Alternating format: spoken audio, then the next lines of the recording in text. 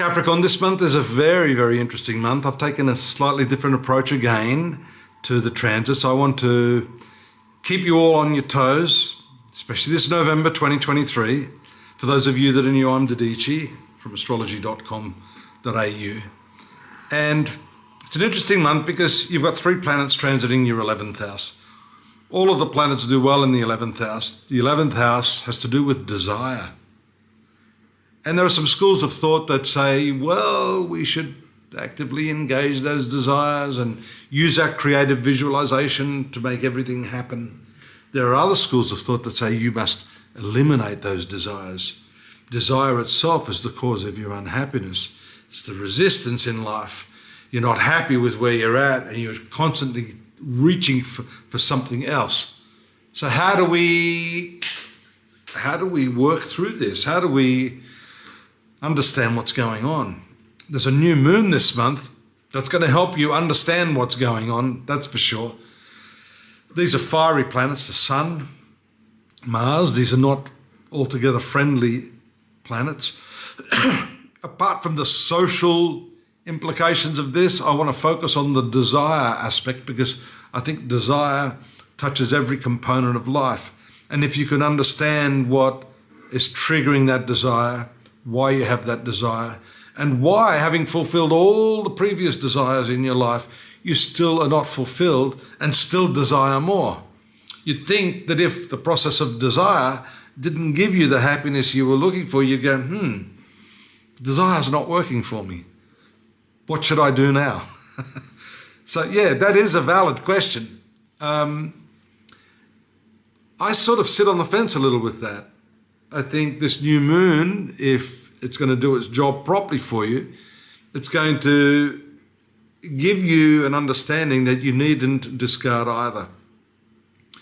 In other words, you can smell the roses on the way. You can enjoy this moment in a non-resistant, non-desiring way, but at the same time, maintain the goals and objectives you have in life. There's a reason for that, because if your mind is only fixated on the destination, you're going to miss what's happening now. John Lennon said that, life's what happens to you while you're busy making other plans. So I'm looking at this from an esoteric perspective. And I think your own experience will tell you that time and time again, the fulfillment of desire is not a guarantee of happiness, is what I'm saying. So I would love you to be able to maintain that desire to achieve all of the things that you want in life, but at the same time, be content and self-satisfied and totally happy with where you're at right now. The two, I don't think, are mutually exclusive. I think they can work hand in glove, give you the great satisfaction, as well as the flow that you need in this moment to be creative and accepting and non-resistant of what's going down at present.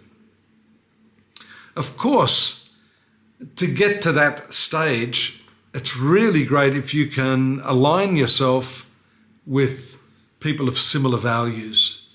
So I think on a more superficial level, the concept of desire is linked to your social connections, your social circle, the type of people you mix with, and the way that they think and the philosophical persuasions that they have. So I want you to think about this because there's a lot in this. A great master of mine once said, and I may have said it to you in the past, but I think it's a wonderful saying to help get your head around this concept. He said, to be happy, get rid of what you haven't got.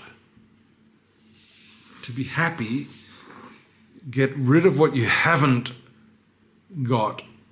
It's interesting. I sort of thought of the reverse of that. Getting rid of what I haven't got means desiring what I have, or being at least grateful for what I have. The desire for the thing you're after is what's causing the unhappiness. Now that's the trick. Having that thing as an objective without the desire cluttering this moment and creating the resistance to have that thing, which thereby creates unhappiness in the moment-by-moment process to getting to that thing. Once you get it, you realise, oh, okay, now I need something else. Nothing is going to fill that hole except that non-resistance, acceptance, and settledness in this moment, content with what you have. There you go. That's my Sermon on the Mount this week. Get on over to astrology.com.au. We've got the transit list there for you. More on this month for you, Capricorn, what's happening in your neck of the universe. Don't forget to subscribe. Don't forget to say hi. I'm here if you want to drop me a line. And don't forget to come back next month. I'm expecting you here. I'll be here myself. Looking forward to another session to tell you what's happening in December, the last month of 2023. God bless. Take care. Bye-bye.